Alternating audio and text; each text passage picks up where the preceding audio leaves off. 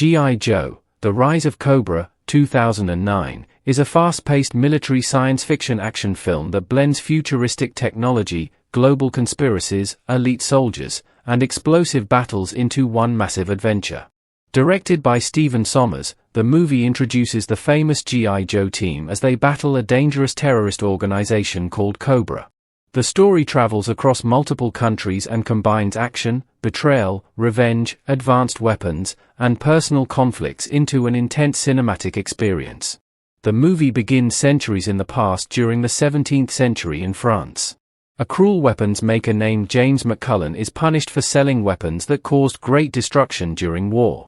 As punishment, his face is scarred with molten metal and he is forced to wear a steel mask.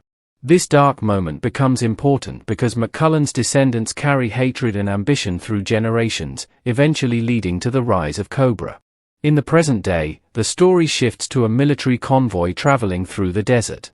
Two elite soldiers, Duke and Ripcord, are assigned to protect a shipment of highly advanced nanomite warheads. These microscopic machines are capable of destroying entire cities by eating metal at incredible speed. The warheads were developed by Mars Industries, a powerful weapons company led by James McCullen, a wealthy businessman and descendant of the same man from centuries earlier.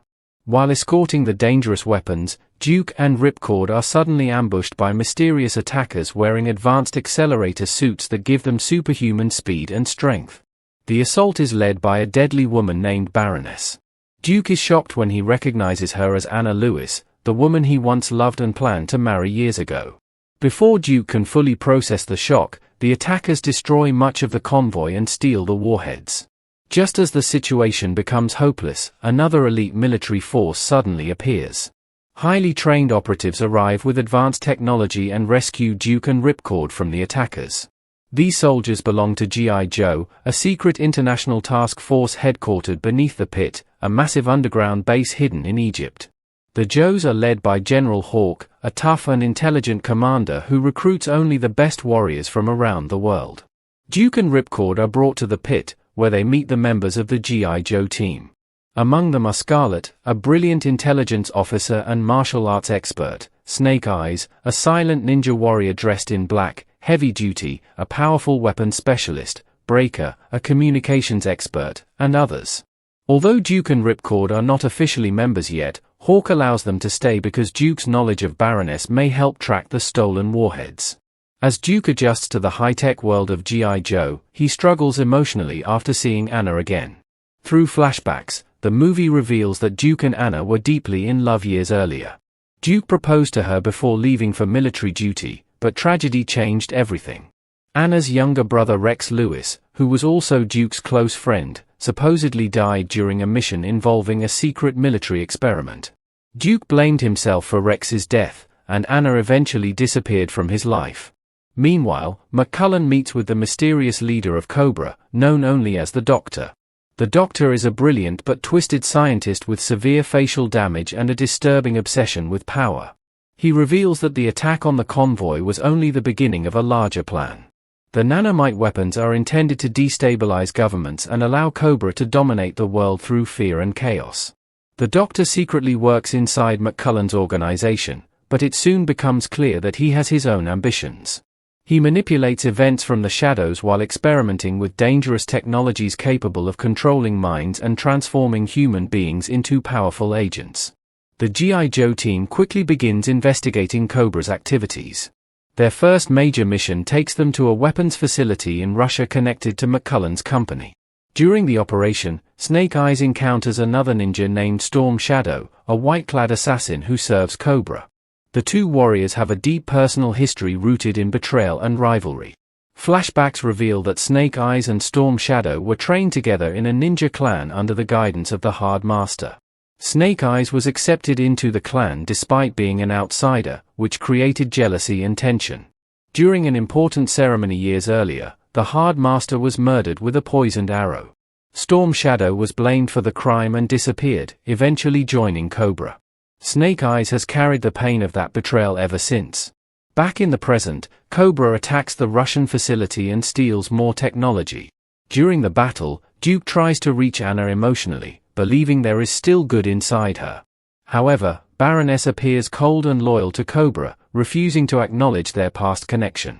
The action escalates dramatically when Cobra launches an attack in Paris using the nanomite warheads. Duke, Ripcord, Scarlet, and other Joes pursue the terrorists through the streets of the city. The chase becomes one of the film's biggest action sequences. Duke and Ripcord wear accelerator suits similar to Cobra's technology, allowing them to leap across rooftops, smash through walls, and run at incredible speeds while chasing the enemy. During the pursuit, Cobra detonates one of the nanomite warheads on the Eiffel Tower. The microscopic machines rapidly consume the metal structure, causing the tower to collapse in a catastrophic chain reaction. Massive destruction spreads across Paris as civilians flee in terror.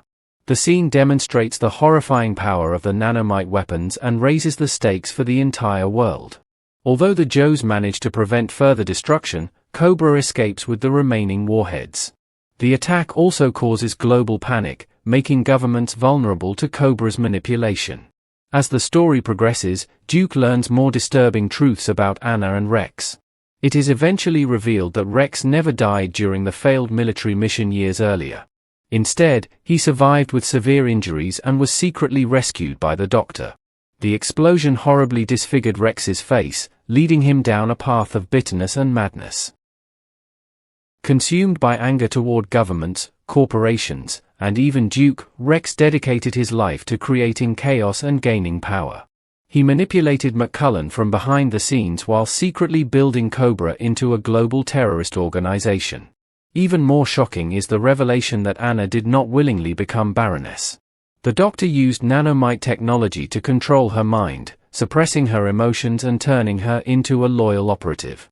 Although fragments of her true self remain deep inside, the nanomites force her to obey Cobra's commands.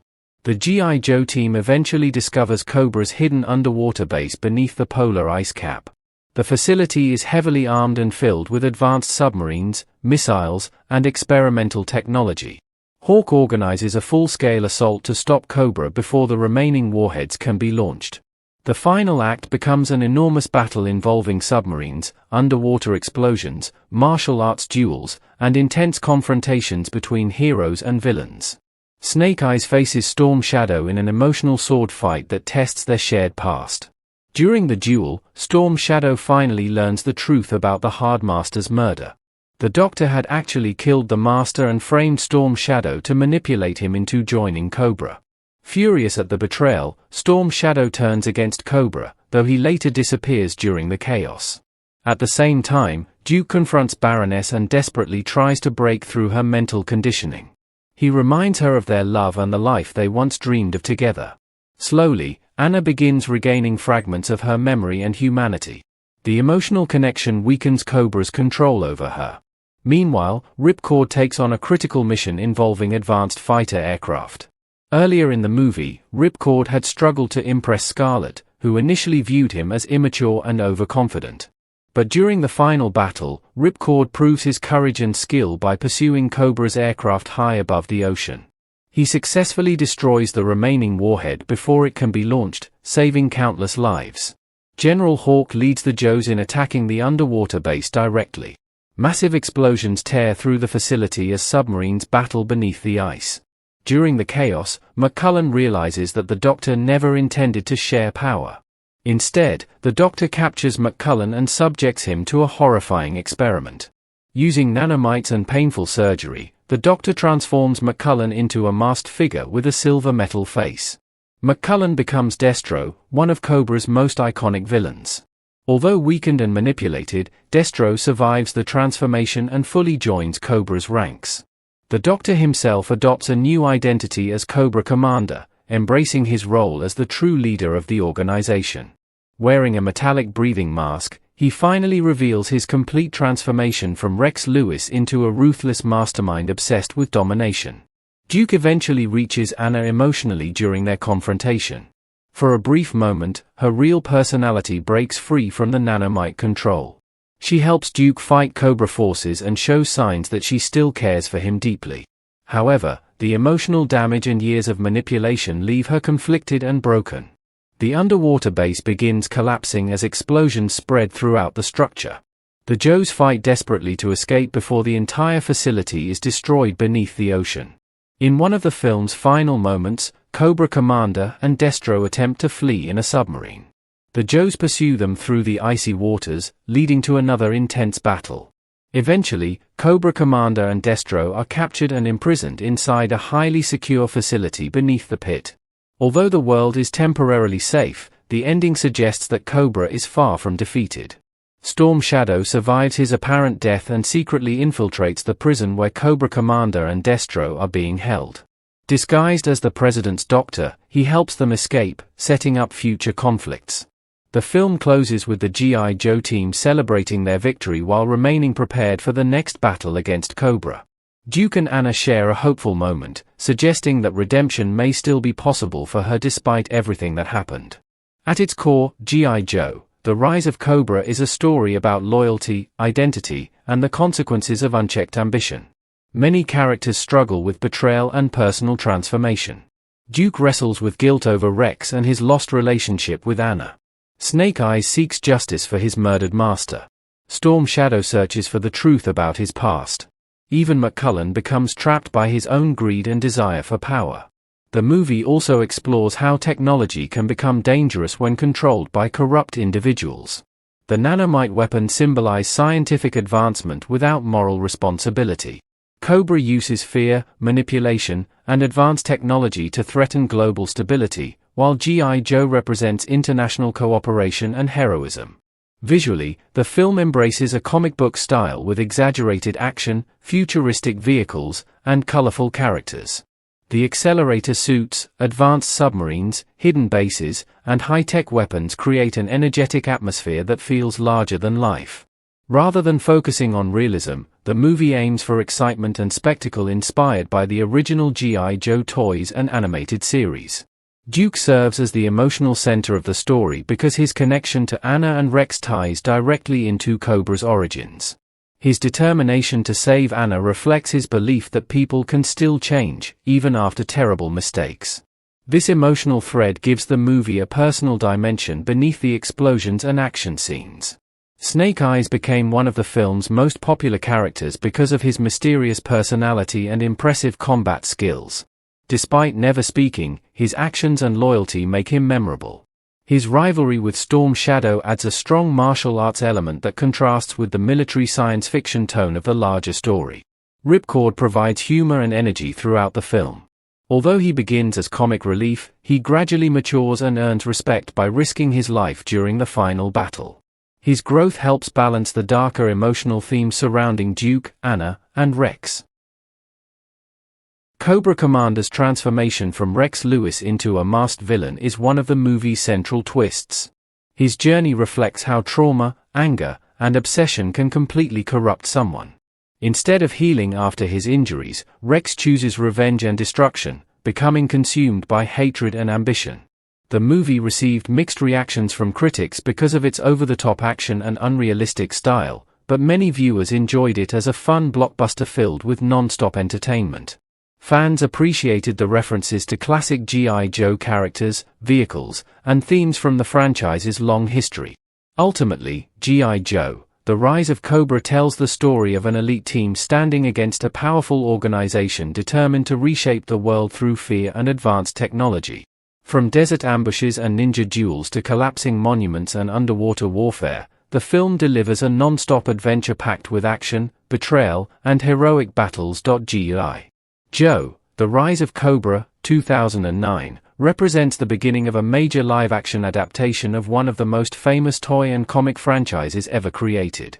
The movie was designed as a large-scale military science fiction adventure that combined futuristic weapons, elite soldiers, international conspiracies, and explosive action into a modern blockbuster. Behind the fast-paced story of Duke, Ripcord, and the Cobra organization lies a much larger journey involving years of development, creative changes, fan reactions, massive production efforts, and an ambitious attempt to transform the legendary G.I. Joe franchise into a cinematic universe. The origins of the film go back to the early 2000s when Hollywood studios began aggressively adapting famous toy properties into feature films. Hasbro, one of the world's largest toy companies, owned several iconic brands, but G.I. Joe stood out because of its long history in American pop culture. The franchise had evolved far beyond toys, expanding into comic books, animated series, video games, and merchandise. For decades, G.I. Joe represented heroic military operatives battling the evil Cobra organization in stories filled with action and advanced technology. In 2003, producers officially began exploring the possibility of bringing G.I. Joe to theaters as a live-action movie. At first, the project was expected to focus heavily on realistic military warfare. However, that same year, the political climate in the United States dramatically changed because of the Iraq War. Since G.I. Joe was closely associated with the American military, filmmakers became concerned that audiences might react negatively to a film that appeared too focused on war during a sensitive period in real-world history. Because of this concern, Hasbro shifted attention toward another toy property that seemed safer and more universally appealing at the time, Transformers. That franchise eventually became a massive success in 2007 under director Michael Bay. Once Transformers proved that toy-based movies could generate huge box office profits, interest in G.I. Joe returned with renewed energy. The creators understood that simply making a realistic war film would not capture the spirit of G.I. Joe. The franchise had always mixed military themes with comic book-style storytelling, colorful villains, advanced technology, ninja warriors, secret bases, and exaggerated action. As development continued, the filmmakers decided to embrace the larger-than-life elements instead of avoiding them. Stephen Sommers was eventually chosen to direct the movie. Sommers was already known for directing visually energetic adventure films like The Mummy and Van Helsing. His directing style focused on fast pacing, large-scale action, humor, fantasy, and spectacle. This made him a natural choice for a movie like G.I. Joe, which required balancing military action with futuristic science fiction. The screenplay was developed by Stuart Beattie, David Elliott, and Paul Lovett. Their challenge was enormous because the G.I. Joe franchise contained hundreds of characters and decades of mythology. Instead of trying to adapt every storyline from the comics and cartoons, the writers decided to create an origin-style story introducing audiences to the rise of Cobra and the formation of the G.I. Joe team. The movie centers primarily on Duke and Ripcord because the filmmakers wanted viewers to experience the G.I. Joe world through the eyes of relatable soldiers. Rather than beginning with experienced superheroes already familiar with futuristic technology, the story starts with ordinary military operatives who are suddenly drawn into a hidden global conflict involving advanced weapons and international conspiracies. One of the most important creative decisions involved Cobra itself. In earlier versions of the script, Cobra's origins and motivations were handled differently, but the filmmakers eventually chose to focus on themes of manipulation, betrayal, and technological domination. The movie presents Cobra as a secretive terrorist organization using nanotechnology and psychological control to reshape the world through fear. During development, some early drafts of the script leaked online, leading to criticism from longtime fans. Many fans feared the movie would ignore the source material or drastically alter beloved characters. G.I. Joe had a passionate fanbase built over generations, and there was concern that Hollywood might turn the franchise into something unrecognizable. To address these concerns, Larry Hama was brought in as a creative consultant.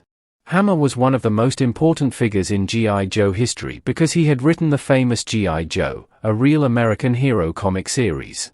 His work helped define many classic characters, including Snake Eyes, Storm Shadow, Scarlet, and Cobra Commander.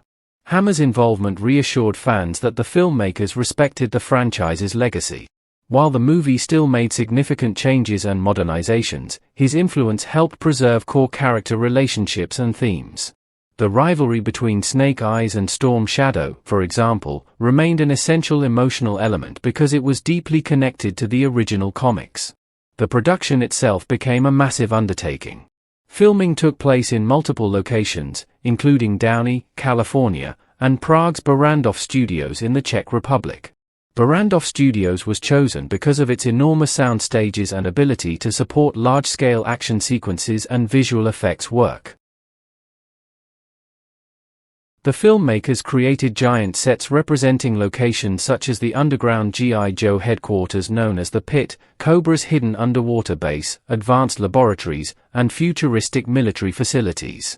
These environments were designed to feel both grounded and fantastical, blending modern military aesthetics with comic book imagination. One of the movie's biggest priorities was visual spectacle. Unlike traditional military films focused on realism, G.I. Joe, The Rise of Cobra aimed to create a world filled with impossible technology and exaggerated action. This required extensive visual effects work from multiple companies, with Digital Domain serving as the lead visual effects vendor. The visual effects teams worked on everything from accelerator suits and nanomite destruction to submarine battles and massive explosions. The accelerator suits became one of the film's signature concepts. These powered exoskeletons allowed characters to run at extreme speeds, leap across buildings, and smash through obstacles with superhuman strength. The famous Paris chase sequence demonstrated the movie's ambitious approach to action. Duke and Ripcord race through the streets using accelerator suits while pursuing Cobra operatives carrying nanomite warheads. Cars crash, buildings explode, and the Eiffel Tower collapses after being consumed by nanomites. This scene represented the kind of over-the-top spectacle the filmmakers wanted audiences to experience. Creating the nanomite effects was particularly challenging because the destruction needed to look both terrifying and visually unique. The filmmakers imagined microscopic machines devouring metal structures in seconds, creating chain reactions that rapidly spread destruction. This futuristic concept helped separate the movie from ordinary military action films. Casting the movie also required balancing recognizable actors with characters drawn from decades of franchise history. Channing Tatum played Duke, bringing a mix of toughness and emotional vulnerability to the role. Duke's storyline revolves around guilt, loyalty, and his complicated relationship with Anna Lewis, who later becomes the Baroness. Marlon Wayans portrayed Ripcord, providing humor and energy throughout the film. His character begins as somewhat immature and overconfident but gradually proves himself during Cobra's attacks. The filmmakers used Ripcord to lighten the tone during intense moments while also showing the growth of a soldier learning responsibility. Sienna Miller played the Baroness, one of Cobra's most iconic villains. Her character was reimagined with a tragic backstory involving mind control and emotional manipulation. Instead of portraying her as purely evil, the movie explored how technology and trauma transformed Anna into Cobra's deadly operative. Joseph Gordon-Levitt took on the role of Rex Lewis, who eventually becomes Cobra Commander. His transformation from injured scientist to masked terrorist mastermind became one of the film's major twists. Heavy makeup and vocal effects were used to create the unsettling appearance and voice of Cobra Commander. Ray Park portrayed Snake Eyes, the silent ninja warrior who became one of the movie's standout characters. Since Snake Eyes never speaks, Park relied entirely on physical performance, martial arts choreography, and body language to communicate emotion and intensity. Lee Byung-hun played Storm Shadow, Snake Eyes' rival and former ally. Their relationship brought emotional depth to the film because it explored themes of betrayal, honor, and manipulation. The martial arts sequences between the two ninjas became some of the movie's most memorable action scenes. Dennis Quaid appeared as General Hawk, the leader of the G.I. Joe team. Hawk represented discipline, authority, and global cooperation. Rather than portraying G.I. Joe as purely American, the film presented the organization as an international task force made up of elite soldiers from different countries. This international approach reflected one of the filmmakers' key goals. They wanted G.I. Joe to feel like a worldwide peacekeeping force rather than a propaganda-focused military group. By emphasizing international cooperation, the movie attempted to modernize the franchise for global audiences. The production design also reflected this futuristic global vision. Vehicles, weapons, aircraft, submarines, and communication systems were intentionally stylized to appear more advanced than present-day military technology. The filmmakers wanted audiences to feel they were watching a near-future world where secret organizations possessed technologies beyond public knowledge. Marketing for the movie became enormous. Paramount Pictures launched an extensive campaign promoting the film through television commercials, posters, toy lines, fast food promotions, trailers, and online advertising. The campaign specifically targeted Middle America, emphasizing explosive action, military heroism, and recognizable G.I. Joe imagery. The film premiered at Andrews Air Force Base on July 31, 2009, creating a strong connection between the movie and real military symbolism.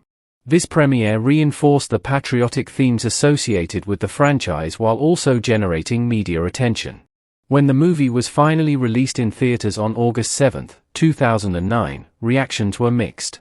Critics often criticized the movie for its exaggerated action, unrealistic storytelling, and heavy reliance on visual effects. Some reviewers felt the dialogue and plot lacked depth compared to more serious science fiction films. However, many audiences embraced the movie precisely because of its over-the-top style. Fans who enjoyed comic book spectacle, futuristic warfare, and non-stop action appreciated the film's willingness to fully embrace the absurdity of its source material. Instead of trying to be dark and realistic, the movie delivered colorful entertainment inspired by cartoons and toys. Financially, the movie performed successfully. Despite criticism, it earned more than $300 million worldwide against a production budget of approximately $175 million. This proved there was still strong audience interest in the G.I. Joe brand and justified continuing the franchise. One reason the movie connected with audiences was its sense of scale. Nearly every action sequence was designed to feel massive and cinematic. Whether it was a desert ambush, a Paris chase, a ninja sword fight, or an underwater battle beneath polar ice, the movie constantly escalated the intensity. Another important factor was nostalgia. Many viewers grew up with G.I. Joe cartoons, action figures, and comics during the 1980s and 1990s. Seeing iconic characters like Snake Eyes, Storm Shadow, Scarlet, Destro, and Cobra Commander in live-action form created excitement even among fans who recognized the movie's flaws. The film also reflected Hollywood trends of the late 2000s.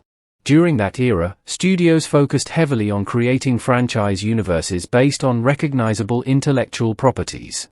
Following the success of superhero films and Transformers, studios wanted large-scale action franchises capable of producing sequels, merchandise, and global popularity. Because G.I. Joe, The Rise of Cobra succeeded financially, a sequel titled G.I. Joe, Retaliation was later developed and released in 2013. The sequel shifted the tone slightly toward more grounded action while still maintaining the franchise's comic book energy. Looking back, G.I. Joe, The Rise of Cobra remains an interesting example of how Hollywood adapts nostalgic franchises for modern audiences. The movie attempted to balance military themes with fantasy, realism with spectacle, and old-school characters with contemporary blockbuster filmmaking. At its heart, the film represents a celebration of imaginative action entertainment. It embraces giant explosions, futuristic gadgets, secret organizations, ninja battles, and world-threatening conspiracies without apology. Rather than aiming for realism, the movie fully commits to the adventurous spirit that originally made G.I. Joe popular. The movie's production journey also demonstrates the challenges of adapting beloved franchises. Filmmakers had to satisfy longtime fans while attracting new audiences unfamiliar with the source material. They needed to modernize characters and concepts without losing the identity that defined G.I. Joe for decades. Even though critics were divided, the movie succeeded in introducing the franchise to a new generation. Characters like Snake Eyes and Cobra Commander once again became recognizable pop culture figures, and the G.I. Joe brand returned to mainstream attention. Ultimately, G.I. Joe, The Rise of Cobra was more than just an action movie. It was a major attempt to transform a classic toy line into a modern cinematic spectacle filled with advanced technology, heroic soldiers, dangerous villains, and non-stop adventure. Through years of development, visual innovation, and ambitious storytelling, the film brought one of the world's most famous action franchises back into the spotlight while delivering a loud, energetic, and visually explosive blockbuster experience. The plot of G.I. Joe, The Rise of Cobra, 2009, is built around advanced technology, global terrorism, personal betrayal, and the battle between a secret military force and a dangerous criminal organization. The movie combines futuristic science fiction concepts with intense action and emotional conflicts, creating a story that constantly escalates from a simple military mission into a worldwide crisis involving hidden identities, mind control, revenge, and political manipulation. The story begins with the introduction of James McCullen, a wealthy and powerful weapons manufacturer who owns MARS, short for Military Armaments Research Syndicate. McCullen is not an ordinary businessman. He is highly ambitious and obsessed with creating weapons capable of changing the balance of global power. His company develops cutting-edge military technology for governments around the world, but beneath his public image lies a dangerous plan connected to world domination. McCullen's greatest invention is a terrifying nanotechnology weapon based on microscopic machines known as nanobots. These tiny machines are programmed to consume non-organic materials at an incredible speed. Once activated, they can destroy metal structures, vehicles, buildings, and entire cities within minutes. Unlike conventional explosives that create destruction instantly, the nanobots spread like a living infection, devouring everything in their path. The technology is so dangerous that it represents a completely new level of warfare. MARS sells 4 nanobot warheads to NATO, claiming that the weapons are meant for defense and strategic military operations. To transport the warheads safely, a heavily armed military convoy is organized. Among the soldiers assigned to escort the dangerous cargo are Duke and Ripcord, 2 skilled American soldiers with combat experience and strong military discipline. At first, the mission appears routine, although the soldiers understand the importance of protecting such powerful weapons. However, while traveling through the desert, the convoy is suddenly attacked by mysterious enemy operatives using highly advanced technology. The attackers wear black armored suits that give them enhanced speed and strength, allowing them to overpower ordinary soldiers easily. Leading the attack is a deadly woman known as the Baroness. She is intelligent, ruthless, and highly skilled in combat. During the ambush, Duke is shocked when he recognizes her true identity. The Baroness is actually Anna Lewis, the woman he once loved and planned to marry. This revelation immediately adds a deeply personal emotional conflict to the story. Before Duke can fully understand why Anna has become part of a terrorist organization, the convoy falls into chaos. Explosions erupt everywhere, soldiers are killed, and the warheads are nearly stolen. Just when defeat seems inevitable, another group suddenly arrives to save Duke and Ripcord. These rescuers are members of G.I. Joe, a secret international military organization created to combat threats beyond the capability of ordinary governments and armies. The team includes Scarlet, a highly intelligent operative and weapons expert, Snake Eyes, a silent ninja warrior with extraordinary fighting skills, Breaker, a communications specialist, and Heavy Duty, a powerful heavy weapons expert. The G.I. Joe team defeats the attackers and secures the warheads before taking Duke and Ripcord to their headquarters known as the Pit. Located beneath the Egyptian desert, the Pit is an enormous underground command center filled with advanced technology, aircraft, weapon systems, and elite soldiers from different nations. The leader of G.I. Joe is General Hawk, a strict but respected commander who oversees global operations against terrorist threats. Hawk initially questions whether Duke and Ripcord should remain involved, but Duke explains that he personally knows the Baroness. Since Anna's connection to the attack may help identify the enemy organization, Hawk allows the 2 soldiers to join the G.I. Joe team, but as Duke becomes integrated into the organization, flashbacks begin revealing his complicated history with Anna Lewis. Years earlier, Duke and Anna were deeply in love and planned to build a future together. However, their relationship collapsed after a tragic military mission involving Anna's younger brother, Rex Lewis. Rex was believed to have died during a disastrous airstrike that occurred while Duke was leading a dangerous operation. Duke carried enormous guilt because he blamed himself for Rex's death. Anna, devastated by losing her brother, eventually separated from Duke emotionally and disappeared from his life. Seeing her now as the Baroness reopens old emotional wounds and leaves Duke desperate to understand what happened to her. Meanwhile, the movie reveals the larger conspiracy behind the attacks. McCullen is secretly working with a mysterious scientist known only as the Doctor. Hidden behind a mask and advanced medical equipment, the Doctor is highly intelligent but deeply disturbed. Together, McCullen and the Doctor are using nanotechnology to create an army capable of destabilizing governments across the world. The Doctor's plan is not simply to sell weapons. He wants to create global panic and manipulate nations into chaos so that Cobra can rise as a dominant force controlling world events. The nanobot warheads are central to this strategy because their destructive power can terrorize entire populations. The villains launch the next phase of their operation by infiltrating the Pit itself. Storm Shadow, a deadly ninja assassin, joins the Baroness and Zartan in sneaking into the G.I. Joe headquarters. Zartan is a master of disguise and deception, capable of infiltrating secure locations without detection. The infiltration sequence demonstrates Cobra's intelligence and coordination. Despite the advanced defenses of the pit, the villains successfully steal the nanobot warheads. This failure becomes a major embarrassment for G.I. Joe and proves that Cobra is far more dangerous than anyone expected. After stealing the warheads, the Baroness and Storm Shadow take them to Baron DeCobra, Anna's husband. DeCobra possesses a particle accelerator capable of stabilizing and preparing the nanobot weapons for launch. The scene also reveals the cold and ruthless nature of Cobra's leadership because once DeCobra finishes his work, he is killed without hesitation. Cobra eliminates anyone no longer useful to their plans. The Joes track the villains to Paris, leading to one of the movie's most spectacular action sequences. Cobra launches one of the nanobot missiles toward the city, and the G.I. Joe team races through the streets in pursuit. Duke and Ripcord wear advanced accelerator suits that allow them to run at superhuman speeds, leap across rooftops, and smash through obstacles. The Paris chase becomes increasingly chaotic as civilians flee and destruction spreads. The missile eventually strikes the Eiffel Tower, activating the nanobots. Instead of exploding normally, the microscopic machines begin consuming the metal structure rapidly. The tower collapses in a catastrophic chain reaction, creating one of the film's most memorable scenes. The destruction of such an iconic landmark demonstrates the horrifying power of the nanotechnology. Entire governments realize that no city in the world is safe from Cobra's attacks. Fear begins spreading internationally, exactly as Cobra intended. Although Duke manages to activate the missile's kill switch and prevent further destruction, he is captured during the operation and taken to McCullen's hidden base beneath the Arctic ice.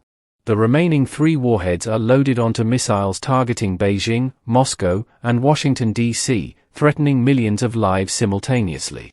The Arctic base becomes the setting for the movie's final act. The hidden fortress is filled with advanced submarines, laboratories, and heavily armed Cobra soldiers. While the Joes prepare their assault, several important personal confrontations unfold. Snake Eyes faces Storm Shadow, revealing their long and painful history. As children, both warriors trained together in a ninja clan under the guidance of a respected master. They were once close friends and rivals, but betrayal destroyed their relationship. Storm Shadow eventually joined Cobra, while Snake Eyes remained loyal to the principles of honor and justice. Their duel in the Arctic base is not just a physical battle but also an emotional confrontation shaped by years of resentment and misunderstanding. Snake Eyes ultimately defeats Storm Shadow, proving his strength and determination. At the same time, Duke discovers the shocking truth about the Doctor's identity. The masked scientist is actually Rex Lewis, Anna's brother, who was believed dead for years. Rex survived the airstrike but suffered terrible injuries that left him physically disfigured and psychologically broken. After surviving the explosion, Rex encountered Dr. Mindbender, a scientist experimenting with nanotechnology and mind control. Fascinated by the possibilities of the technology, Rex became obsessed with using it to reshape humanity and gain power. Over time, he transformed himself into the Doctor, abandoning his former identity completely. Rex's survival explains much of the emotional tragedy connecting the characters. Duke's guilt over Rex's apparent death destroyed his relationship with Anna, while Rex himself became consumed by bitterness and revenge. Instead of seeking healing, he embraced hatred and manipulation. Even worse, Rex secretly implanted Anna with nanomites that allowed him to control her mind. The Baroness was not entirely acting of her own free will. Her emotions and loyalty had been manipulated through technology, turning her into Cobra's obedient operative. This revelation changes Duke's understanding of Anna completely. Rather than viewing her as willingly evil, he realizes she is also a victim of Rex's obsession and experiments. Duke becomes determined to save her from Cobra's control. Meanwhile, McCullen attempts to maintain authority over Cobra's operations, but it becomes increasingly clear that Rex is the true mastermind. McCullen originally believed he controlled the organization through money and technology, but Rex has been manipulating events behind the scenes all along. During a confrontation with Duke, McCullen is caught in a fiery explosion that badly burns his face. Rex uses nanotechnology to heal him, but the treatment transforms McCullen permanently. His face becomes covered in a metallic silver mask, creating the villain known as Destro. The transformation symbolizes how Cobra corrupts everyone involved with it.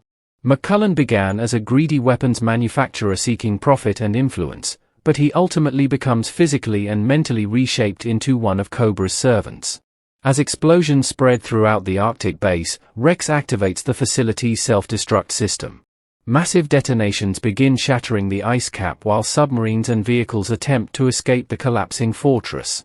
The destruction creates an apocalyptic atmosphere as the G.I. Joe team fights desperately to survive. During the chaos, Rex fully embraces his new identity as Cobra Commander. No longer hiding behind the title of Doctor, he becomes the true leader of Cobra. His transformation into Cobra Commander completes his evolution from wounded scientist into global terrorist mastermind. Although Cobra Commander and Destro attempt to escape, the G.I. Joe team eventually captures them. They are imprisoned aboard the massive supercarrier USS Flag, which serves as one of the organization's primary command vessels. The Baroness is also taken into custody, but the Joes understand that she is under nanomite control rather than acting entirely on her own will. They hope to eventually remove the nanomites from her body and restore her true personality. However, the story ends with a dangerous twist showing that Cobra's plans are far from over. Zartan uses nanotechnology to alter his physical appearance completely, allowing him to impersonate the President of the United States. By infiltrating the White House at the highest level, Cobra gains influence over global politics and takes another step toward world domination. This final revelation creates a chilling conclusion because it shows that Cobra's greatest weapon is not just military technology but infiltration and deception. Even though Cobra Commander has been captured, the organization continues operating secretly from within the world's most powerful government. The plot of G.I. Joe, The Rise of Cobra combines explosive action with themes of betrayal, manipulation, guilt, and identity. Beneath the futuristic weapons and large-scale battles lies a deeply personal story about damaged relationships and corrupted ambition. Duke struggles with guilt over Rex and love for Anna, while Rex himself becomes consumed by anger and obsession after surviving tragedy. The movie also explores the dangers of advanced technology when placed in the wrong hands. Nanotechnology, originally created as scientific innovation, becomes a weapon capable of controlling minds and destroying civilizations. Cobra uses fear, chaos, and manipulation to weaken society from within. Ultimately, the plot delivers a fast-moving adventure where elite heroes battle a hidden organization threatening the world through both physical destruction and political infiltration. Through desert ambushes, Paris chases, ninja duels, underwater battles, and global conspiracies, the movie creates a dramatic science fiction conflict between heroism and corruption on a worldwide scale. The cast of G.I. Joe, The Rise of Cobra, 2009, played a major role in bringing the famous toy and comic book characters to life in a modern live-action blockbuster. Because the G.I. Joe franchise already had decades of history through toys, animated shows, and comic books, the actors faced the challenge of honoring iconic characters while also making them believable for modern audiences. Each cast member added a different personality and style to the movie, helping create the large ensemble dynamic that became one of the film's defining features. At the center of the story is Channing Tatum as Conrad Hauser, better known as Duke. Duke serves as the movie's main hero and emotional anchor. He begins the story as a highly skilled American soldier assigned to escort dangerous nanotechnology warheads. After his convoy is attacked, he becomes involved with the secret G.I. Joe organization and eventually emerges as one of its most important members. Interestingly, Channing Tatum was not immediately enthusiastic about playing Duke. At the time, he had recently appeared in Stop Loss, a serious anti-war drama that explored the emotional impact of military service. Because of that experience, Tatum initially worried that G.I. Joe might glorify war too heavily. He reportedly turned down the role multiple times before finally agreeing to join the project. Part of the reason he accepted was connected to his contractual agreement with Paramount Pictures following his earlier film Coach Carter. Despite his hesitation, Tatum eventually embraced the role and later admitted that he had actually grown up as a fan of the G.I. Joe franchise. Ironically, The character he was personally most interested in playing was Snake Eyes rather than Duke. However, the studio strongly believed he was the right fit for the leading role. As Duke, Tatum brought a mixture of toughness, vulnerability, and determination. His character carries emotional trauma connected to Anna Lewis and Rex Lewis, making him more than just a generic action hero. Throughout the movie, Duke struggles with guilt over Rex's presumed death and heartbreak over losing Anna, who later becomes the Baroness. Tatum's performance helped ground the film emotionally amid all the futuristic action and visual spectacle. Dennis Quaid portrayed General Clayton Abernathy, known as Hawk, the commanding officer of the G.I. Joe team. Hawk represents authority, leadership, and military discipline throughout the film. He oversees operations from the pit and serves as the guiding figure for the team. Quaid described Hawk as a blend of legendary pilot Chuck Yeager, comic book soldier Sergeant Rock, and even elements of Hugh Hefner's charisma. This unusual description reflects how the filmmakers wanted Hawk to feel larger than life while still maintaining leadership qualities. Rather than portraying him as a cold military commander, Quaid gave Hawk confidence, humor, and personality. One of the interesting behind-the-scenes details about Quaid's involvement is that his son, Jack Quaid, encouraged him to take the role. The filmmakers enjoyed Quaid's performance so much during production that additional scenes were reportedly written for Hawk. This expanded his presence in the story and allowed the character to feel more central to the G.I. Joe team dynamic. Quaid filmed all his scenes relatively early in the production schedule, within the first 2 months of filming. His performance helped create stability and seriousness in a movie otherwise filled with exaggerated action and comic book energy. Hawk became the symbol of order and experience amidst the chaos created by Cobra. Adewale Akinnuoye played Herschel Dalton, also known as Heavy Duty. Heavy Duty serves as the team's ordnance expert and one of its strongest field operatives. He handles heavy weapons and often acts as frontline support during combat missions. The character choice itself reflected creative decisions made during production. Originally, there had been discussion about including Roadblock, one of the most famous G.I. Joe characters from earlier cartoons and comics. Actor Common was even considered for the role at one point. However, the filmmakers eventually decided to focus on Heavy Duty instead, effectively giving him some characteristics that Roadblock traditionally possessed. Akinnuoye brought physical presence and intensity to the role. Known for his deep voice and imposing appearance, he naturally fit the image of a soldier capable of carrying massive weapons into battle. Heavy Duty became one of the team's dependable combat specialists, providing both firepower and tactical support during missions. Rachel Nichols portrayed Shana O'Hara, better known as Scarlet. Scarlet is one of the smartest and most capable members of the G.I. Joe team. In the movie, she is portrayed as an intelligence expert who graduated from college at an extremely young age. Her advanced intellect and lifelong focus on education left her socially awkward in some situations, particularly regarding romantic attention. Nichols was reportedly the filmmaker's first choice for the role. Interestingly, her iconic red hair, which matches Scarlett's appearance from the original franchise, was already dyed for her role in Star Trek, which she filmed before G.I. Joe. This unintentionally helped her resemble the classic character more closely. Scarlett serves several important functions in the story. She provides technical knowledge, tactical analysis, and combat support, while also acting as a strong female presence within the team. Unlike many stereotypical action heroines, Scarlett is presented as highly intelligent and emotionally independent. Nichols also performed physically demanding scenes during production.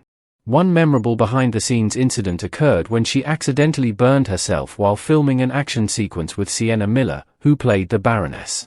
This demonstrates the intense nature of the movie's stunt work and physical performances. Marlon Wayans played Wallace Weems, known as Ripcord. Ripcord acts as both a skilled pilot and one of the movie's primary sources of humor.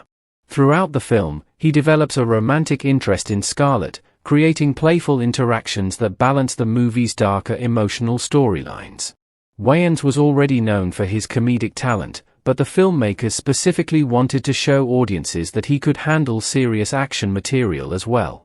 Producer Lorenzo Di Bonaventura reportedly believed the movie would demonstrate Wayans' ability to combine humor with dramatic performance. Ripcord begins the story as somewhat immature and overly confident, often making jokes even during dangerous situations. However, as the plot progresses, he matures significantly and proves himself during major battles. By the end of the movie, he becomes a true hero after helping destroy Cobra's missiles and saving millions of lives. Wayans himself was a fan of the G.I. Joe franchise growing up, which added enthusiasm to his performance. His chemistry with the rest of the cast helped create a sense of teamwork within the G.I. Joe organization. One of the film's most iconic characters is Snake Eyes, played by Ray Park. Snake Eyes is a mysterious ninja commando dressed entirely in black who never speaks. Unlike earlier versions of the character where his silence resulted from vocal injuries, the movie portrays his silence as a personal vow. Ray Park was already famous for playing highly physical characters, most notably Darth Maul in Star Wars, Episode I, The Phantom Menace. His martial arts background made him an ideal choice for Snake Eyes because the role depended heavily on movement, combat choreography, and physical expression rather than dialogue. To prepare for the role, Park studied the character carefully and practiced wushu, a Chinese martial arts discipline. He also examined Snake Eyes' comic book poses and movements to capture the visual style fans expected. Although Park was familiar with Snake Eyes before joining the movie, he admitted that he knew little about the larger G.I. Joe mythology. To better understand the character's background and emotional motivations, he read the comics extensively during preparation. Wearing the Snake Eyes costume proved physically challenging. The mask covered Park's entire head tightly, making movement uncomfortable. Because he was nervous about performing in the costume, he requested permission to practice wearing it at home before filming began. The full suit, including the visor, was extremely heavy and restrictive, forcing Park to work harder physically during action scenes. Despite these difficulties, Snake Eyes became one of the film's most memorable characters. His silence and mysterious personality gave him a unique presence compared to the more talkative members of the cast. Young Snake Eyes was portrayed by Leo Howard during flashback sequences showing his childhood rivalry with Storm Shadow. These scenes were important because they explained the emotional conflict between the two ninja warriors later in the movie. Say Tegmoe played Abelshaz, known as Breaker. Breaker serves as the team's communications specialist and hacker. His role involves tracking enemy signals, monitoring global threats, and supporting missions through advanced technology. Although Breaker is not one of the movie's most physically dominant characters, he plays a critical role in the team's operations. His intelligence and technical skills allow the Joes to coordinate their missions effectively. One small but memorable detail is that Breaker is frequently shown chewing gum during the Battle of Paris. This was included as a tribute to the original character from the classic G.I. Joe cartoons and comics, where gum chewing was one of Breaker's recognizable habits. Carolina Kurkova portrayed Courtney Krieger, also known as Cover Girl. In the movie, Cover Girl serves as Hawk's aide-de-camp and assistant within the pit headquarters. Kurkova was internationally known as a supermodel before joining the film. Transitioning from modeling into a major action movie represented a completely different experience for her. She described working on the film as exciting and memorable, although she later admitted disappointment that her role did not involve major action sequences. Even though Cover Girl's screen time was relatively limited, her inclusion reflected the filmmaker's attempt to introduce multiple classic G.I. Joe characters into the live-action universe. One of the movie's surprise appearances came from Brendan Fraser, who made an uncredited cameo as Sergeant Stone, also known as Jeffrey Stone 4. Fraser had previously collaborated multiple times with director Stephen Sommers on films such as the Mummy series. Originally, rumors suggested Fraser might play Gung-Ho, another famous G.I. Joe character. Instead, he briefly appeared as Sergeant Stone.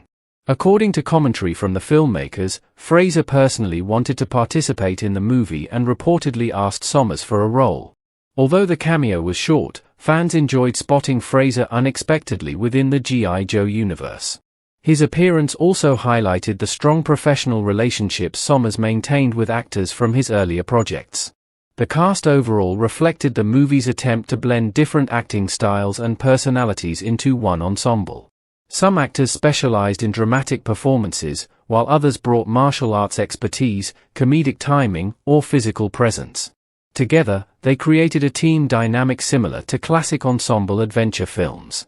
One of the biggest strengths of the casting was how each actor represented a different aspect of the G.I. Joe world. Duke embodied emotional leadership and heroism. Hawk symbolized authority and experience. Scarlet represented intelligence and discipline. Ripcord added humor and heart. Snake Eyes brought mystery and martial arts intensity. Heavy Duty delivered raw strength and combat power. Breaker handled technological support and tactical communication.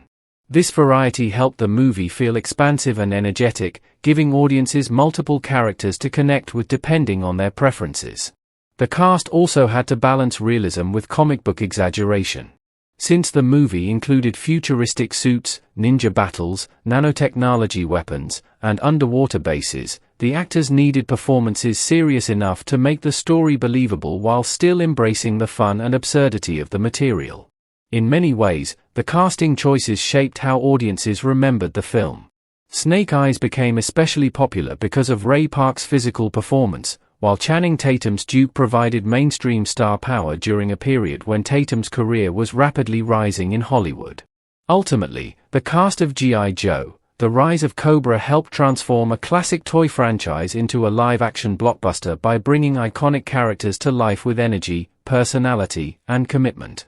Through action scenes, emotional conflicts, martial arts battles, and teamwork, the actors created a version of G.I. Joe that combined nostalgia with modern blockbuster filmmaking, giving the movie its distinctive style and memorable ensemble dynamic. The villains of G.I. Joe, The Rise of Cobra, 2009, form the heart of the movie's conflict and are one of the main reasons the story feels larger than life. While the G.I. Joe team represents loyalty, heroism, and international cooperation, the M.A.S. Cobra organization symbolizes greed, manipulation, revenge, and the abuse of advanced technology. The villains are not simply ordinary criminals. Each one possesses a unique personality, specialized skills, and emotional motivations that make the organization dangerous on both a physical and psychological level. At the center of Cobra's rise is Rex G. Lewis, later known as the Doctor and eventually Cobra Commander, played by Joseph Gordon-Levitt. Rex is one of the most tragic and complex characters in the entire movie because his transformation into Cobra Commander is deeply connected to pain, betrayal, and obsession. Before becoming a villain, Rex was the younger brother of Anna Lewis and a close friend of Duke. He served as a soldier and participated in military missions alongside Duke years before the events of the film. During one dangerous operation, Duke called in an airstrike that arrived too early, creating a massive explosion. Rex was believed to have died in the blast, and his apparent death became one of the defining tragedies of Duke's life. Duke carried enormous guilt over losing Rex, blaming himself for the failed mission. The tragedy also destroyed his relationship with Anna, who could never fully recover emotionally from losing her brother. Unknown to Duke and Anna, however, Rex had actually survived the explosion. Although he lived, Rex suffered horrifying injuries that left his face disfigured and his body damaged. Instead of receiving normal medical treatment and emotional support, he encountered Dr. Mindbender and became fascinated by experimental nanotechnology. This encounter changed the course of his life completely. Rex's physical destruction gradually transformed into psychological corruption. Consumed by anger and bitterness, he began viewing governments, military systems, and society itself as deeply flawed. Rather than healing from his trauma, he embraced scientific experimentation and manipulation as tools for gaining power. Joseph Gordon-Levitt's portrayal of Rex and Cobra Commander required a major physical transformation. The actor wore extensive prosthetic makeup beneath a specially designed mask. The filmmakers redesigned Cobra Commander's appearance from the original comics because some early concepts looked too similar to controversial extremist imagery. They wanted the character to appear threatening and futuristic without creating uncomfortable visual associations. Gordon-Levitt was excited by the chance to disappear physically into such a dramatic role. When he saw the concept artwork and makeup designs, he immediately became interested because the transformation was unlike anything he had done before. The opportunity to become a masked science fiction villain through practical effects and prosthetics appealed to him creatively. The character's voice also became a major part of the performance. Gordon-Levitt partially based Cobra Commander's voice on the famous animated version voiced by Chris Latta in the 1980s G.I. Joe cartoon series. However, he intentionally avoided copying it completely because he believed a fully cartoon-accurate voice might sound ridiculous in a live-action movie. Instead, he blended elements of the classic voice with his own interpretation to create something theatrical yet believable. Rex's evolution into Cobra Commander represents the movie's central theme of corruption through pain and obsession. He begins as a wounded survivor seeking purpose but gradually becomes a mastermind willing to control minds, destroy cities, and manipulate world governments. By the end of the film, he fully abandons his humanity and adopts the identity of Cobra Commander, symbolizing his total transformation into a global threat. Christopher Eccleston played James McCullen, who later becomes Destro. McCullen initially appears to be the primary villain of the movie. He is the wealthy founder of MARS, a massive weapons company specializing in advanced military technology. Sophisticated, intelligent, and ambitious, McCullen believes he can reshape global power through fear and weapons development. Unlike Cobra Commander, who is driven largely by emotional trauma and revenge, McCullen is motivated by greed, ego, and the desire for influence. He sees war and instability as business opportunities. By creating weapons powerful enough to terrify governments, he hopes to gain control over political systems and military alliances. Eccleston portrayed McCullen with cold confidence and arrogance. Throughout much of the movie, he behaves like a businessman who believes he controls everyone around him. However, as the story progresses, it becomes clear that Cobra Commander has actually been manipulating McCullen behind the scenes. The character's eventual transformation into Destro is one of the film's most visually striking moments. After being severely burned during an accident, McCullen is treated using nanotechnology. The procedure covers his face with a metallic silver mask permanently attached to his skin. This transformation symbolizes the consequences of McCullen's greed. He begins the movie believing he is the mastermind behind MARS, but by the end, he becomes physically and mentally trapped within Cobra's control. The silver mask becomes both a symbol of power and a prison, reflecting how his ambition ultimately destroys his independence. Interestingly, another actor, David Murray, was originally cast as Destro but had to leave the production due to travel visa complications. However, he still appeared in the film as one of McCullen's ancestors during a historical flashback sequence, creating an unusual behind-the-scenes connection to the role. Sienna Miller portrayed Anna Lewis, better known as the Baroness. She is one of Cobra's deadliest operatives and one of the movie's most emotionally important characters because of her connection to Duke and Cobra Commander. Before becoming the Baroness, Anna was deeply in love with Duke. The two planned to marry, but everything changed after Rex's apparent death. Duke's overwhelming guilt caused emotional distance between them, and eventually their relationship collapsed completely. Years later, Duke encounters Anna again during the attack on the convoy transporting nanobot warheads. However, she is no longer the caring woman he once knew. Instead, she has become the Baroness, a cold and highly skilled Cobra operative dressed in black leather and loyal to Cobra's mission. What makes the Baroness especially tragic is the revelation that her personality has been altered through nanotechnology. Rex implanted nanomites into her body, allowing him to influence and partially control her mind. This means Anna is not entirely acting of her own free will throughout much of the movie.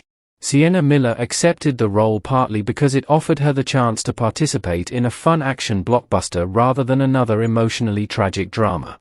She enjoyed the opportunity to play a stylish villain involved in large-scale action scenes and comic book spectacle. To prepare physically for the role, Miller underwent months of intense training that included weightlifting, boxing, and weapons practice using live ammunition. The physical preparation was necessary because the Baroness participates in many of the movie's major combat sequences. Filming some of those scenes proved difficult and even dangerous at times. During a fight sequence with Rachel Nichols, Miller slipped on a rubber bullet and sprained her wrist. The incident reflected how physically demanding the production could be for its actors. Miller's performance balanced seduction, danger, and emotional conflict. Although the Baroness initially appears completely loyal to Cobra, moments throughout the movie suggest traces of Anna's true personality still remain beneath the mind control. This emotional struggle becomes especially important during her scenes with Duke. Lee Byung-hun portrayed Thomas Arashikage, known as Storm Shadow. Storm Shadow is one of Cobra's most dangerous assassins and one of the franchise's most iconic characters. He is a ninja warrior with extraordinary combat skills and a deep personal connection to Snake Eyes. Storm Shadow and Snake Eyes grew up together in the Arashikage ninja clan. They trained under the same master and developed both friendship and rivalry during childhood. However, tragedy and betrayal eventually drove them apart. Storm Shadow was blamed for the murder of their ninja master and disappeared from the clan, eventually joining Cobra. This history creates intense emotional tension between him and Snake Eyes throughout the movie. Lee Byung-hun was unfamiliar with G.I. Joe before joining the project because the franchise was not particularly popular in South Korea. However, director Stephen Sommers and producer Lorenzo Di Bonaventura told him he did not need to study the animated series heavily. Instead, they encouraged him to focus on the emotional psychology of the character. Lee became especially interested in Storm Shadow's dual personality. The character possesses both pride and honor while simultaneously serving an evil organization. Storm Shadow is not portrayed as purely malicious. Instead, he is driven by wounded loyalty, anger, and misunderstanding. This emotional complexity helped make Storm Shadow more compelling than a simple villain. His rivalry with Snake Eyes became one of the film's strongest storylines because it explored friendship, betrayal, and redemption beneath the action scenes. Young Storm Shadow was portrayed by Brandon Sahu during the flashback sequences showing the childhood training of the two ninja warriors. These scenes established the emotional foundation for their conflict later in the story. Arnold Vosloo played Zartan, Cobra's master of disguise and infiltration. Zartan is one of the most dangerous members of Cobra not because of physical power but because of deception and manipulation.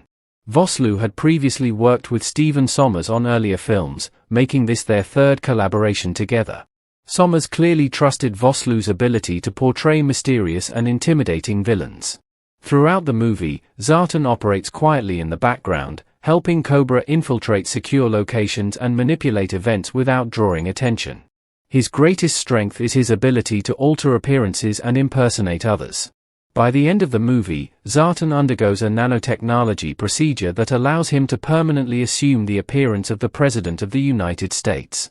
This twist becomes one of the film's most disturbing moments because it shows Cobra gaining political power from within the highest levels of government. Unlike villains who rely on brute force, Zartan represents the threat of infiltration and hidden corruption. His presence suggests that Cobra's greatest victories may come not through open warfare but through secrecy and deception. Kevin J. O'Connor appeared in a cameo role as Dr. Mindbender, the scientist responsible for developing the nanomite technology. Although his role is relatively small, Mindbender is extremely important to the movie's mythology because his experiments make Cobra's plans possible. Mindbender represents scientific ambition without morality. He focuses entirely on technological advancement without considering ethical consequences. Through his research, nanotechnology becomes a weapon capable of both mass destruction and mind control. O'Connor had worked with Stephen Sommers multiple times before, making this another collaboration between the actor and director. Sommers frequently included familiar performers from his earlier films in new projects, creating a sense of continuity across his movies.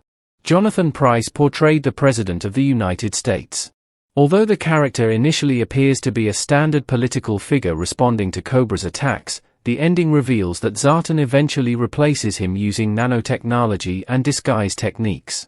This twist significantly changes the meaning of the President's scenes because it demonstrates how vulnerable political systems are to infiltration. Cobra's long-term strategy involves not only destroying enemies physically but also secretly taking control of governments. Gregory Fitoussi played Daniel DeCobry, also known as the Baron. He is the Baroness's husband and plays a relatively small but important role in the story. Cobra uses his particle accelerator technology to stabilize and prepare the nanobot warheads for launch. The Baron's death demonstrates Cobra's ruthlessness. Once he serves his purpose, he is eliminated without hesitation, showing that loyalty means little within the organization. Gerald Okomura portrayed the Hard Master, the leader of the Arashikage ninja clan and teacher of Snake Eyes and Storm Shadow. Although his screen time is limited, his character is crucial because his murder shaped the emotional conflict between the two warriors. The Hard Master represents honor, discipline, and tradition. His death destroyed the unity of the ninja clan and pushed Storm Shadow toward darkness while motivating Snake Eyes to seek justice. Fahim Fazli appeared briefly as a camel handler, contributing to the movie's international atmosphere and large ensemble world-building. Overall, the M.A.S. Cobra cast created a villain organization filled with emotional depth, visual style, and varied personalities. Instead of relying on one-dimensional evil characters, the movie presented villains shaped by trauma, greed, pride, obsession, and manipulation. Cobra Commander embodied corruption through pain and revenge. Destro represented greed and arrogance. The Baroness symbolized emotional tragedy and mind control. Storm Shadow reflected honor twisted by betrayal. Zartan demonstrated the danger of deception and infiltration. Together, these characters transformed Cobra into more than just a terrorist organization. They became a powerful symbol of how technology, ambition, and emotional damage can combine to create a threat capable of destabilizing the entire world. The development of G.I. Joe, The Rise of Cobra, 2009, was a long and complicated process that lasted for many years before the movie finally reached theaters. Behind the explosive action scenes and futuristic battles was a production journey filled with changing ideas, creative disagreements, script rewrites, fan criticism, political concerns, and major decisions about how to modernize one of the most iconic toy franchises in history. The development story of the movie is almost as dramatic as the film itself because the filmmakers had to figure out how to adapt a beloved property while satisfying both longtime fans and modern movie audiences. The earliest attempts to create a live-action G.I. Joe movie began long before the 2009 film entered production. In 1994, producer Larry Kazanoff and his company Threshold Entertainment obtained the rights to develop a live-action adaptation of G.I. Joe with Warner Bros. Attached as the distributor. At the time, Hollywood was becoming increasingly interested in turning popular games and toys into movies, and G.I. Joe already had decades of popularity through action figures, cartoons, and comic books. However, despite owning the rights, Threshold Entertainment eventually shifted its focus toward another franchise, Mortal Kombat. The company believed the video game adaptation had greater immediate potential and decided to prioritize the project instead of G.I. Joe. Because of this decision, the G.I. Joe movie remained stuck in development and never moved forward during the 1990s. Even years later, rumors continued suggesting that a G.I. Joe movie might still happen under Threshold Entertainment, but no real progress was made. The project remained trapped in what Hollywood often calls development hell, where films are discussed for years without actually entering production.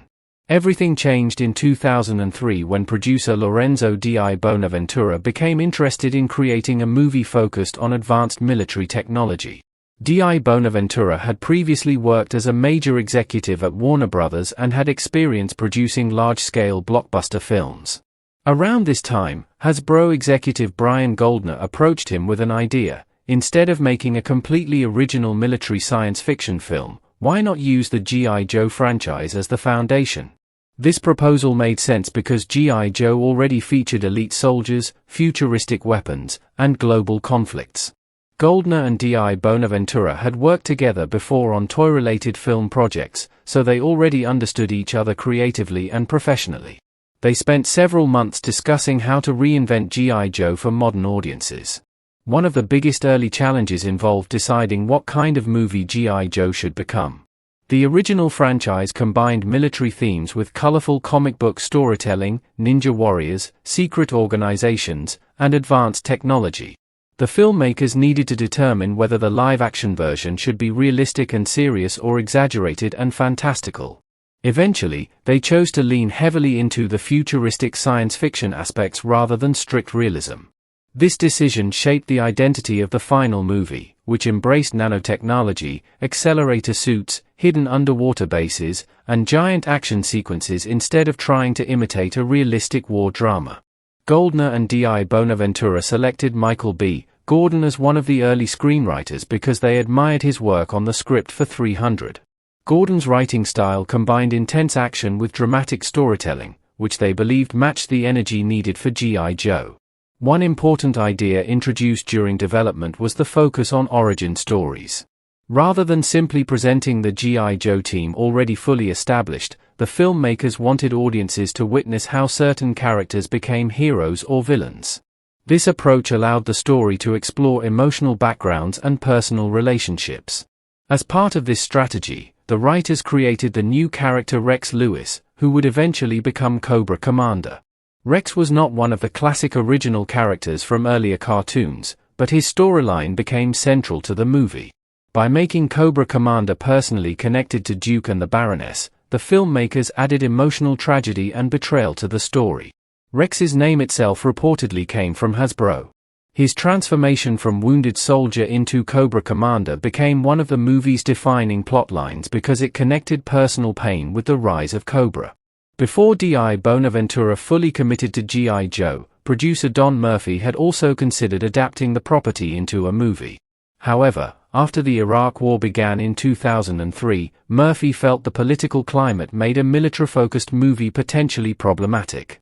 Since G.I. Joe was strongly associated with soldiers and warfare, he worried audiences might react negatively during a period of real-world conflict. Because of these concerns, Murphy instead focused on developing Transformers, another Hasbro toy franchise. That decision ultimately changed Hollywood history because Transformers became an enormous global success in 2007. Ironically, the success of Transformers later helped convince studios that G.I. Joe could also become a profitable blockbuster franchise.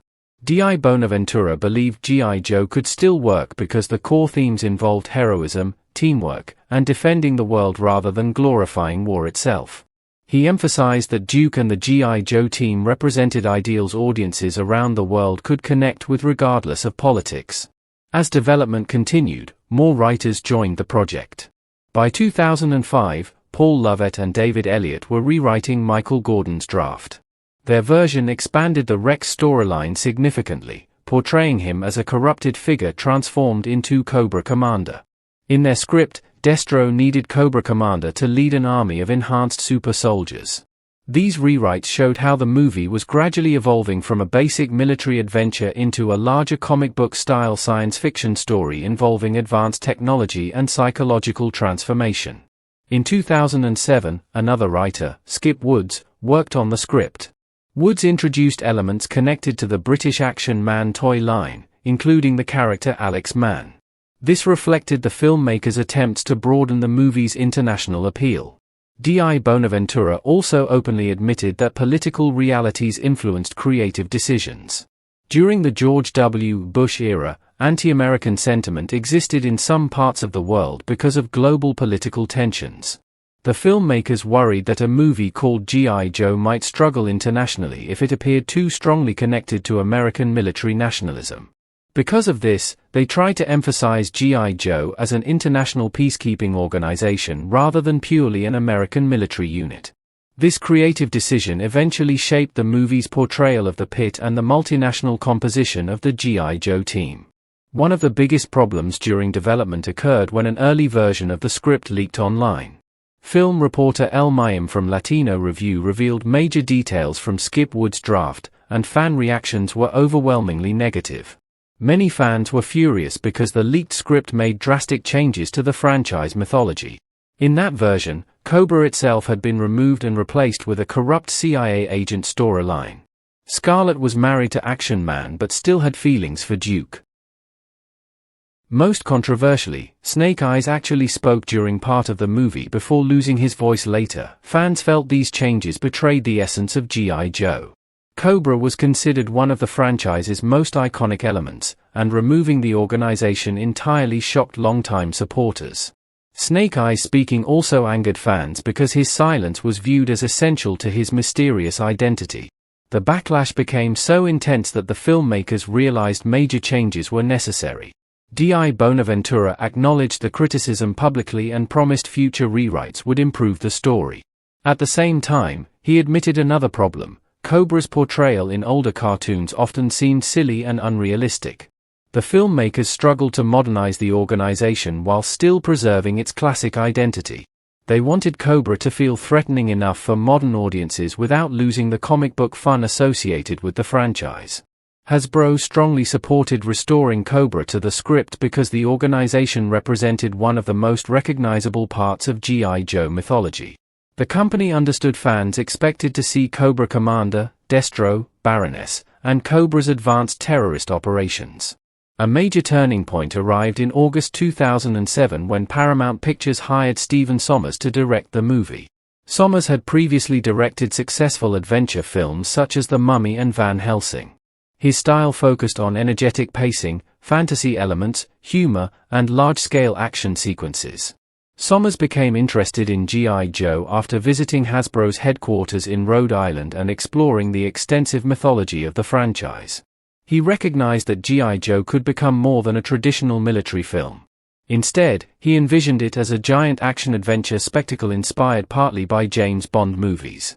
One sequence especially influenced Sommers: the underwater battle near the film's climax. He described it as a tribute to the James Bond film Thunderball, which famously featured underwater combat scenes.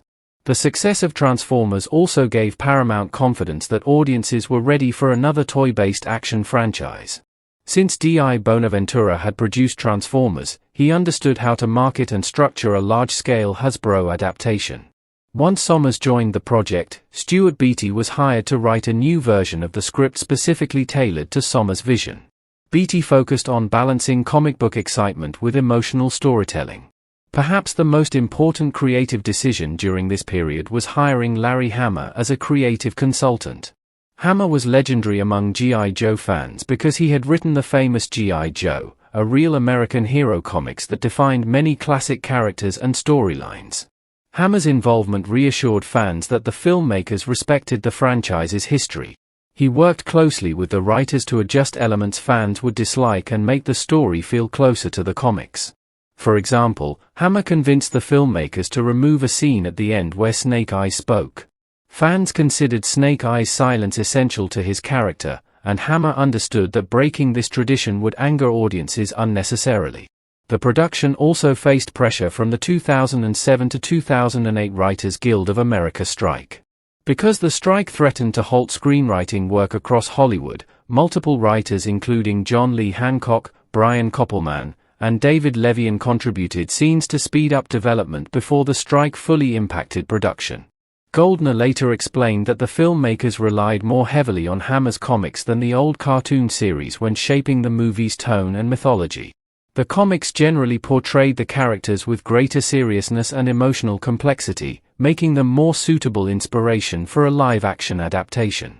Sommers later admitted that without the rich backstory provided by the comics, the project might have collapsed entirely during the writers' strike chaos. The established mythology gave the filmmakers enough material to continue refining the movie despite production challenges. Another controversy erupted when reports claimed the movie would redefine G.I. Joe as a Brussels-based international organization called the Global Integrated Joint Operating Entity. Some fans interpreted this as an attempt to erase the American identity of G.I. Joe completely. The backlash became intense online, with fans accusing Paramount of abandoning the franchise's patriotic roots. Hasbro quickly responded, reassuring audiences that the core themes of bravery, heroism, and the battle between G.I. Joe and Cobra would remain intact. The company explained that the movie was simply presenting a modern interpretation of the classic storyline.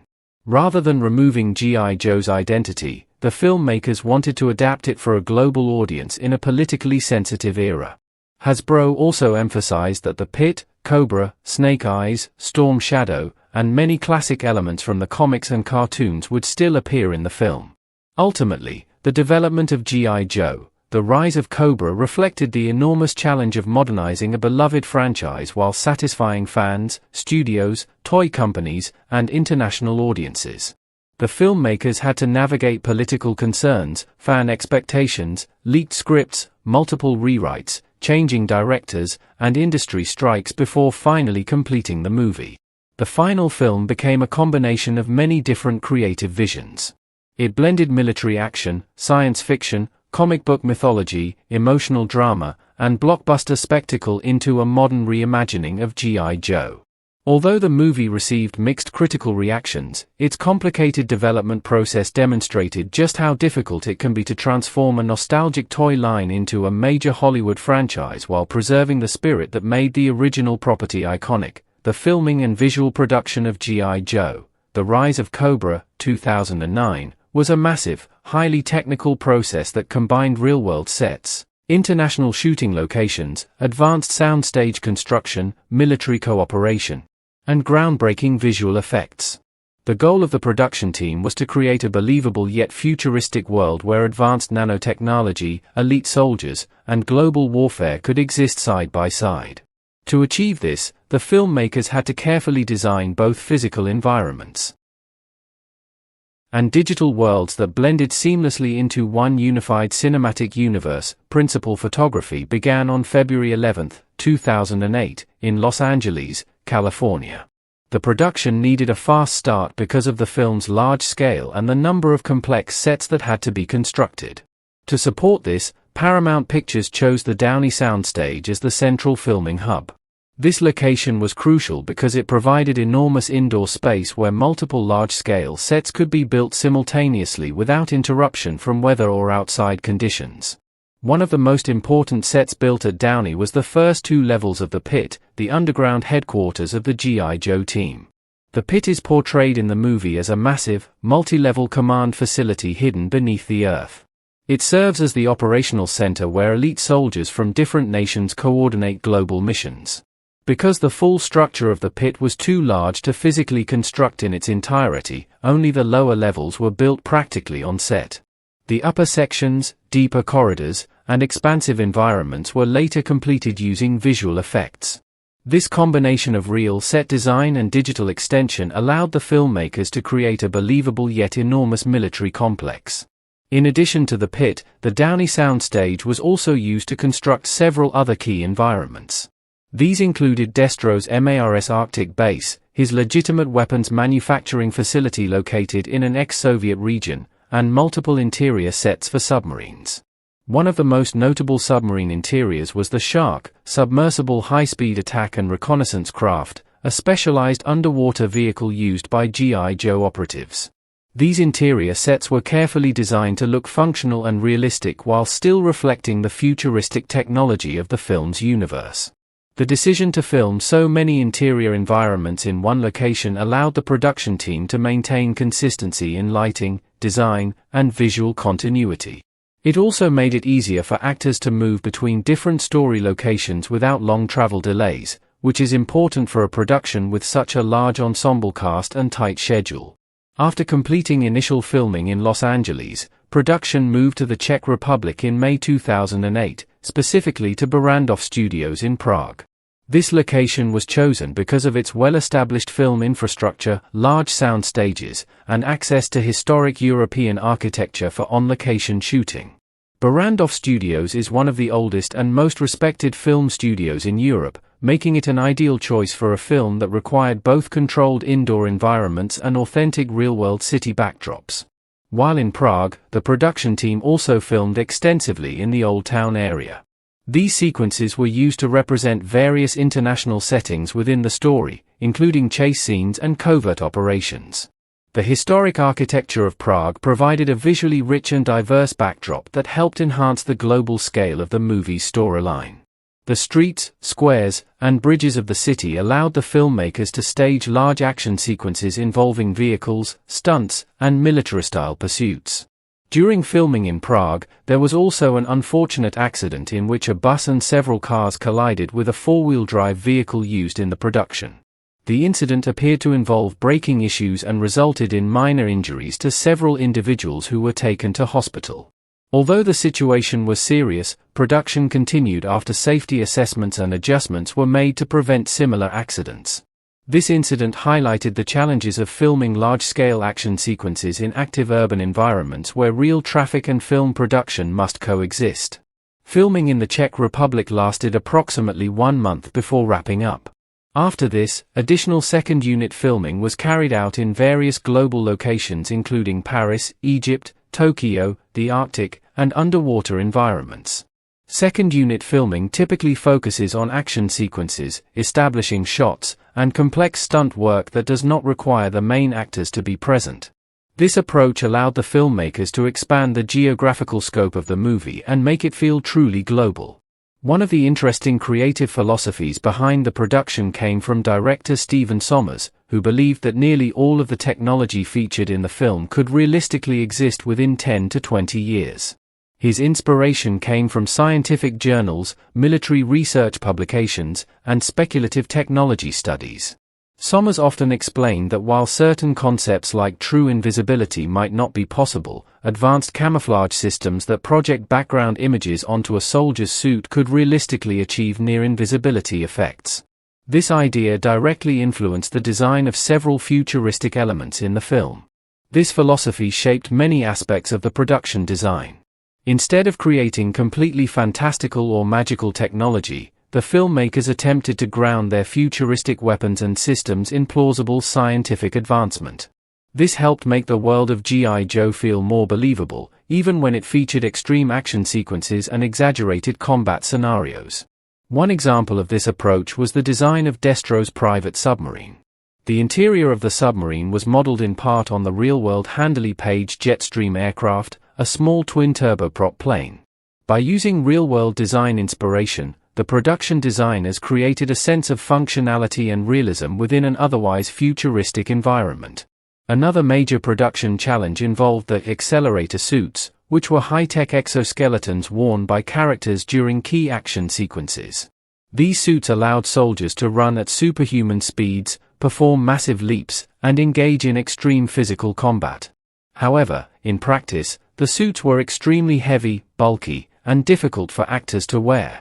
Suits significantly restricted movement, making filming physically demanding and sometimes uncomfortable for the cast. Because of these limitations, the filmmakers later considered reducing the role of accelerator suits in potential sequels. Despite the difficulty, the suits became a defining visual element of the movie, particularly in scenes such as the high-speed chase through Paris. Critics and audiences later compared the design of these suits to exaggerated armored sports uniforms, noting similarities to comic book-style characters such as NFL Super Pro. This comparison highlighted the blend of realism and comic book exaggeration that defined the film's visual identity. Another important aspect of production was the relationship between the filmmakers and the United States military. While some military equipment and cooperation were expected, D.I. Bonaventura predicted that full support would be limited because much of the technology in the film was fictional. Real military organizations are often cautious about associating with science fiction depictions that include experimental weapons or exaggerated capabilities. Initially, the production was denied access to MRAP, mine-resistant ambush-protected, armored vehicles because the U.S. Department of Defense had prioritized their deployment in active combat zones. These vehicles were essential for real military operations at the time, so they could not be made available for filming. However, later in production, the filmmakers were granted permission to film MRAP vehicles at the National Training Center at Fort Irwin Military Reservation. This allowed them to incorporate authentic military hardware into the film, improving realism in certain scenes. Some reviewers and commentators noted that early promotional material from the film bore visual similarities to the satirical animated movie Team America: World Police. These comparisons were likely due to the exaggerated military themes, global conflict storyline, and stylized action sequences. However, G.I. Joe was intended as a serious action-adventure film rather than a parody. A significant portion of the movie's visual identity came from its extensive use of visual effects. 6 different visual effects companies worked on the Rise of Cobra, with Digital Domain serving as the lead studio. Digital Domain was responsible for major sequences including the Paris chase and the opening convoy ambush in the desert. One of the most technically complex visual effects in the movie was the destruction of the Eiffel Tower. To create this sequence, the effects team developed specialized software to simulate how metal structures break apart under the influence of nanotechnology.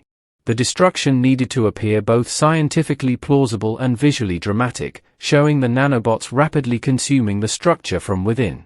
To build the digital Eiffel Tower, technicians used original architectural blueprints of the real monument. This allowed them to create an extremely accurate 3D model. The model was so detailed and complex that it could not be stored in a single computer file, requiring advanced data management techniques to render it properly. The nanomites themselves were also a major visual challenge. Different software systems were used to simulate their movement and destructive behavior. Digital Domain developed proprietary tools, while Prime Focus VFX created additional software for generating realistic cloud formations and atmospheric effects used in aerial scenes. The nanomites had to appear like a swarm of microscopic machines capable of spreading rapidly and consuming material, which required a combination of particle simulation, physics modeling, and animation techniques. Many environments in the film were created almost entirely using CGI. These included the interior landing platform of the pit, the icy caverns of Cobra's Arctic base, and the final underwater battle sequence. These fully digital environments allowed the filmmakers to design large-scale action scenes that would have been impossible or unsafe to film practically. The underwater battle, in particular, required extensive CGI because it involved submarines, explosions, and combat in a three-dimensional aquatic environment. Simulating underwater physics, lighting distortion, and particle movement added significant complexity to the visual effects work. Even sound design played a role in the film's technological identity. One notable detail is that during a sequence involving a pulse cannon firing in the Arctic assault, a sound effect reminiscent of the 1982 film Tron was used. This subtle audio reference added a layer of nostalgic sci-fi texture to the action, connecting the film to earlier cinematic depictions of digital and technological worlds. Overall, the filming and visual effects process of G.I. Joe: The Rise of Cobra represented a massive coordination between practical set construction, international location shooting, military cooperation, and cutting-edge digital technology. The production team aimed to create a seamless blend of real and imaginary environments, where advanced science fiction could feel grounded in physical reality. By combining massive soundstage sets like the pit, real-world locations like Prague and Paris, and fully digital environments like the Arctic base and nanomite destruction sequences, the filmmakers built a visually diverse world that supported the movie's fast-paced global storyline. Despite technical challenges, physical difficulties with costumes, and complex coordination between multiple visual effects companies, the final result was a highly stylized action film that pushed the boundaries of early 2000s blockbuster visual effects. The music and marketing of G.I. Joe: The Rise of Cobra, 2009, were just as important to its identity as its action scenes and story. Together, they helped shape how audiences experienced the film before and after release, turning it into a large-scale global entertainment event rather than just a standalone movie. The production team relied heavily on a powerful orchestral score, aggressive toy merchandising, video games, comic books, viral campaigns, and international promotional strategies to build excitement around the film. Music and score by Alan Silvestri.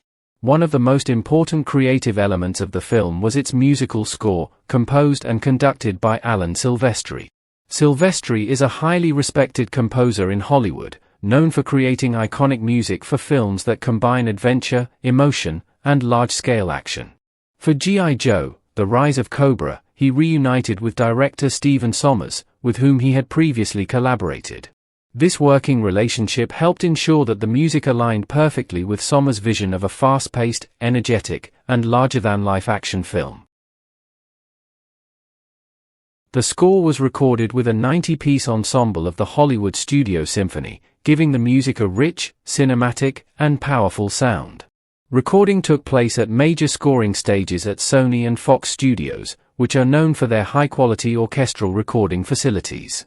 The large orchestra allowed Silvestri to create sweeping musical themes that could match both emotional moments and explosive action sequences.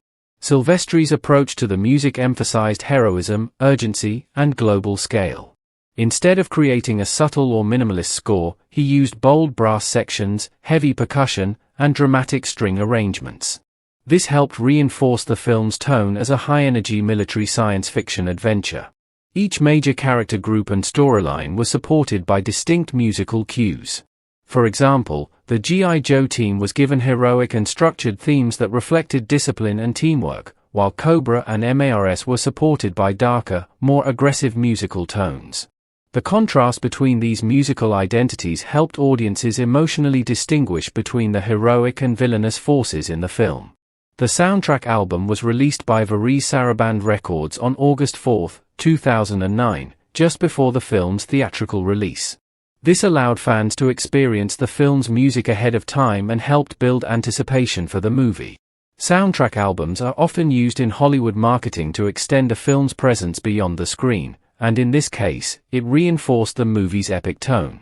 Marketing strategy and toy integration. One of the most important aspects of G.I. Joe, The Rise of Cobra, was its deep connection to Hasbro's toy business. Unlike many films, this movie was not only designed as entertainment but also as a way to expand and support a larger product ecosystem. The film directly influenced new toy lines, while the toys themselves helped promote the film.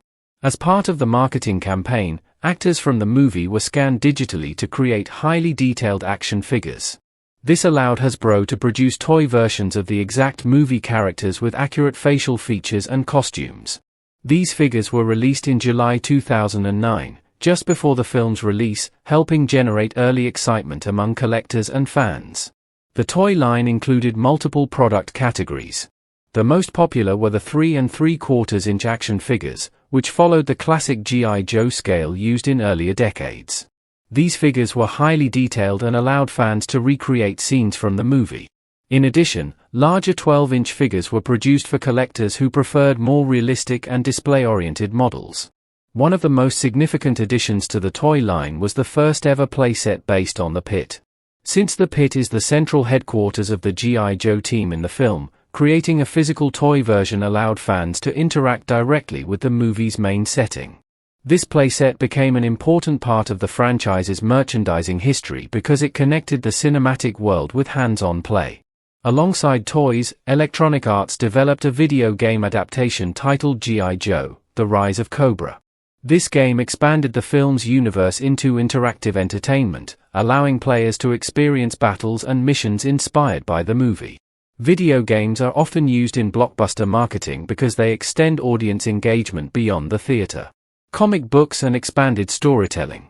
The marketing strategy also included comic books that expanded the film's universe and provided background stories for key characters.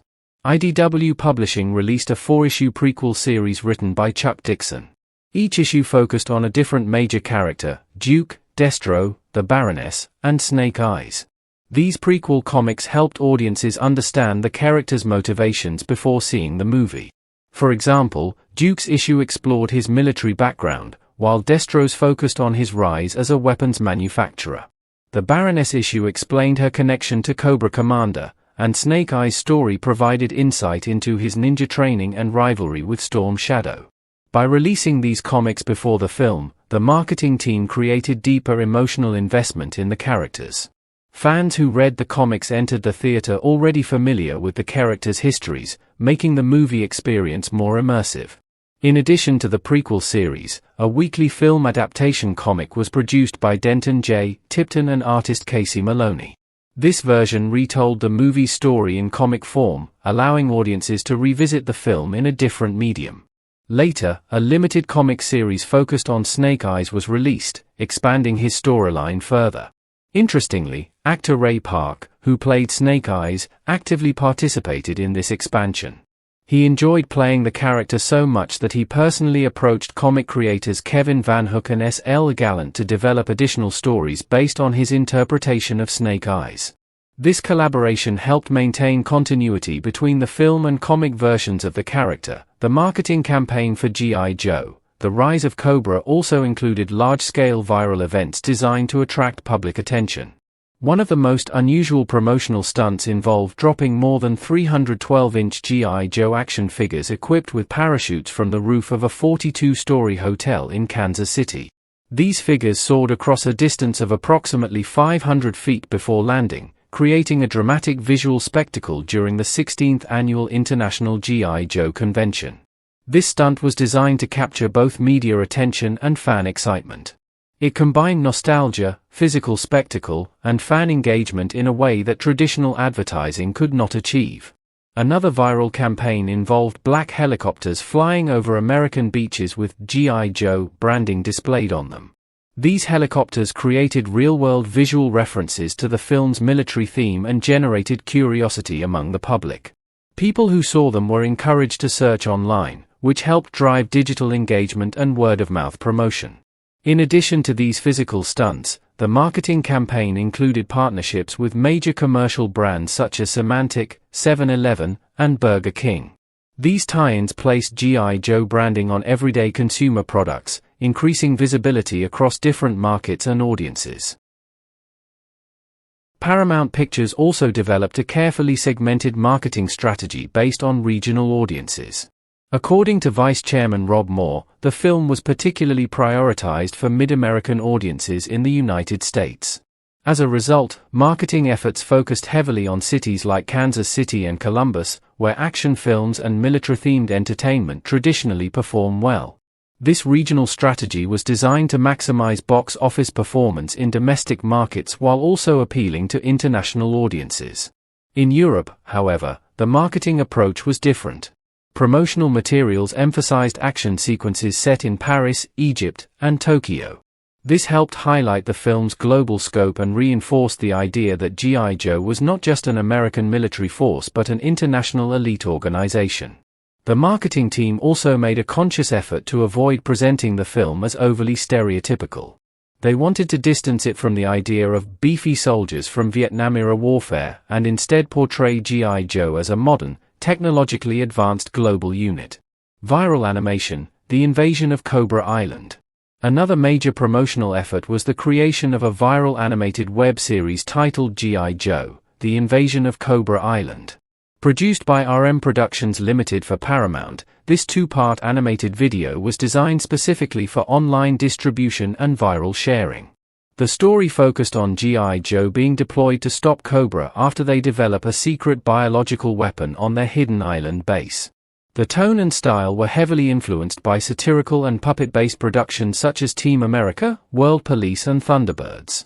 The animation combined traditional puppetry techniques with modern 3D animation software. Characters were physically constructed using custom puppets based on both vintage 1980s G.I. Joe vehicles and newer 25th anniversary action figures. Facial expressions and effects were enhanced digitally, creating a hybrid visual style that blended nostalgia with modern technology. This project was specifically designed for the internet age. Instead of relying only on television or theaters, the marketing team used viral distribution to reach fans directly online. The success of this approach demonstrated how digital platforms were becoming increasingly important in film promotion. Release and premiere strategy. The film's release was carefully staged to maximize exposure. It was first screened in the United States on July 31, 2009, at Andrews Air Force Base in Maryland. This location was chosen to reinforce the military theme of the movie and create symbolic connection with real armed forces environments.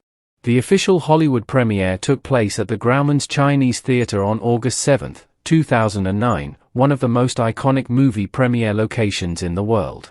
This event was designed to attract major media attention and celebrity coverage. The following day, G.I. Joe, The Rise of Cobra opened in 4,007 theaters across the United States, making it a wide-scale national release.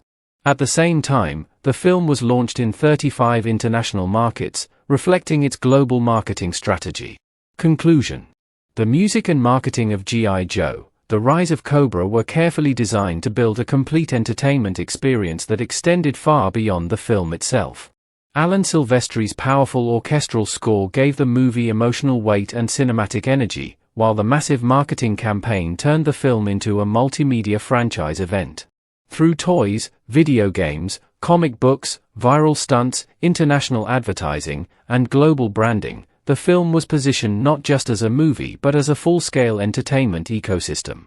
This strategy helped establish G.I. Joe as a modern blockbuster brand and demonstrated how Hollywood films increasingly rely on cross-platform storytelling and marketing to reach worldwide audiences. After its theatrical run, G.I. Joe, The Rise of Cobra was released on home media on November 3, 2009.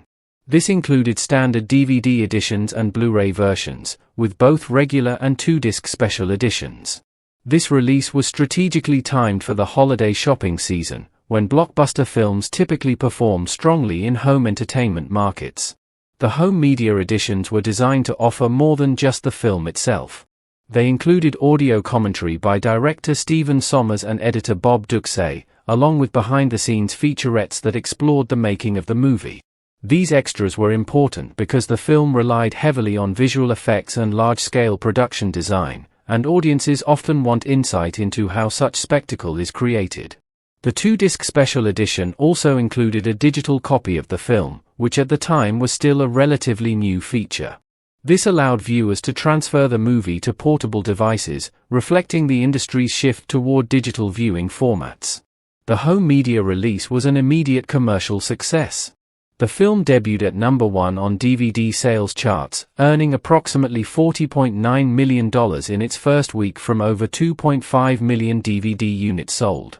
In total, more than 3.8 million discs were sold in the first week, including around 500,000 Blu-ray copies. These numbers demonstrated that even though the theatrical reception was mixed, the movie had strong consumer demand in the home entertainment market. This success highlighted an important trend in Hollywood: blockbuster films do not need universal critical praise to generate profit. Strong branding, recognizable intellectual property, and action-heavy content can perform extremely well in home media sales even if critical reviews are negative. Years later, in 2021, the film was re-released on Ultra HD Blu-ray, coinciding with the theatrical release of Snake Eyes, a spin-off focusing on one of the franchise's most popular characters.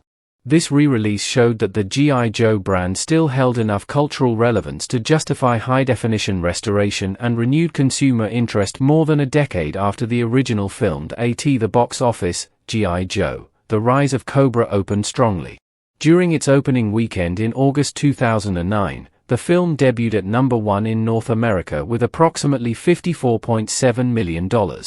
This was a strong performance for a franchise reboot, especially considering it was competing in a crowded summer blockbuster season. Internationally, the film earned an additional $44 million during the same opening weekend, showing that the G.I. Joe brand had global appeal. In the following weeks, it expanded into more international markets and continued performing well, eventually reaching a total worldwide gross of approximately $302.5 million. The film earned about $150 million domestically in the United States and around $152.3 million internationally. Against a production budget of approximately $175 million, this made the movie a financial success, even if it was not a runaway blockbuster like Transformers. In terms of rankings, it became one of the top-grossing films of 2009 and joined the group of Hollywood films that crossed the $300 million global box office mark that year. While it did not dominate the year, it performed strongly enough to justify sequels and expanded franchise planning. Importantly, G.I. Joe became the third Hasbro-based film to reach number 1 at the box office, following the success of Transformers and Transformers: Revenge of the Fallen. This confirmed Hasbro's growing influence in Hollywood as a major source of blockbuster intellectual properties. Critical response and mixed reception. Despite its financial success, the critical response to G.I. Joe: The Rise of Cobra was largely negative. Paramount Pictures made the unusual decision not to hold traditional advanced screenings for critics. Instead, the studio focused heavily on internet-based reactions and audience marketing rather than relying on early professional reviews. This decision suggested that the studio was aware the film might not receive strong critical support. On Rotten Tomatoes, the film holds a low approval rating of around 33%, with an average rating indicating generally weak reviews. Critics described the movie as a loud, over-the-top action film driven by thin writing, inconsistent visual effects, and uneven performances. Metacritic reflected similar sentiments, giving the film a score in the low 30s, which indicates generally unfavorable reviews. However, audience reactions were more positive. CinemaScore audiences gave the film a B+ grade, suggesting that general viewers enjoyed it more than professional critics did. One of the most common criticisms was that the film did not feel faithful to the original G.I. Joe franchise.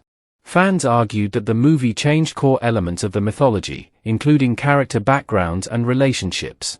A particularly controversial example was the Baroness, who was reimagined as Duke's brainwashed ex-fiancée rather than her traditional comic book version as an independent European noble villain.